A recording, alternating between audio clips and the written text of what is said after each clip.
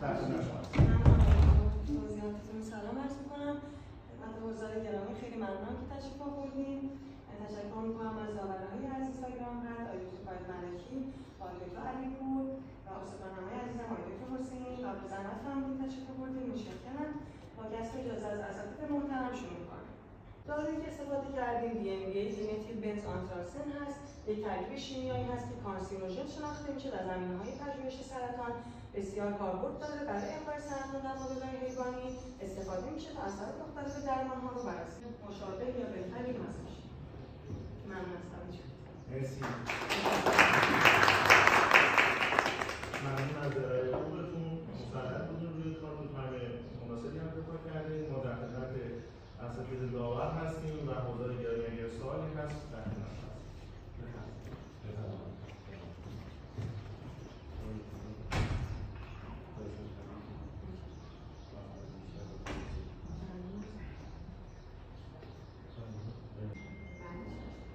DMBA واجد جدید ژنتیکی البته متابولیت‌های فعال و همچنین آسیب اکسیداتیو ایجاد و ایجاد آسیب اکسیداتیوی که ایجاد میکنه این اثرات رو میذاره و همچنین در کنترل سیستم کنترلی از دو خارج کرده که مهارت گفتم مسیرهای پیام‌رسانی که منجر به تکثیر سلول میشن در اون ژن‌ها جنش ایجاد میکنن یا در ژن‌هایی که نقش دارن در چرخه سلول.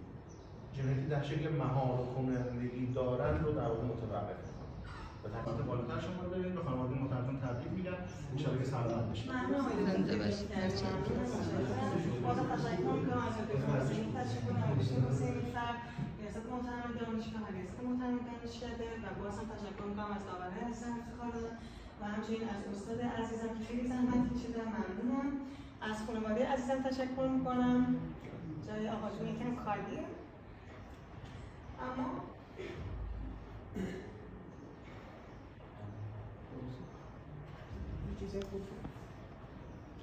ما برای شما آرزوی موفقیت می‌کنیم. بالاخره خانم حیدری از جمله دانشجوی خوب ما بود و اینکه هست دیگه دانشجو همیشه دانشجو برای اساتیدش.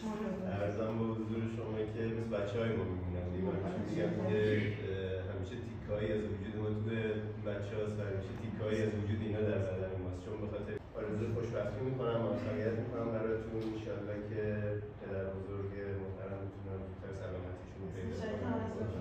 متشکرم.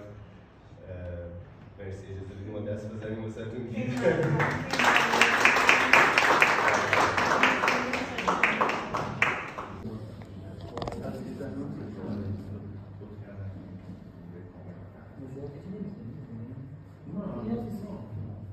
خب به نام خدا من تبریک عرض می‌کنم خدمت شما، از خانواده‌های شما، پدر مادر شما، مادر بزرگ شما.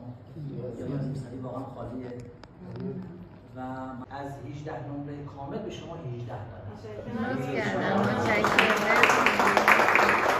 دوست دارم چه زبونی بهت بگم که عاشقت شدم نکنی جواب